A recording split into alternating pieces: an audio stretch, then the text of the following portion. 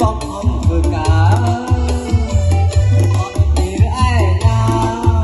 រក្សាផ្លាក់ប្រំត្រីស្រួលក៏មិនចោលទេណែអើយក៏ខ្លាំងខ្នងខ្លួនទេយំទេជួនមកអើយមកយោសបានអូនស្បត់ណាស់ផ្អាច់ព្រះអើយនេះហើយប្តីខ្ញុំនេះវាមកភ្លេងមកទៅតាទៅគិញតែកធ្វើឲ្យទុនចិត្តនឹកស្បានតអត់ត្រែងអបងធំអង្គបង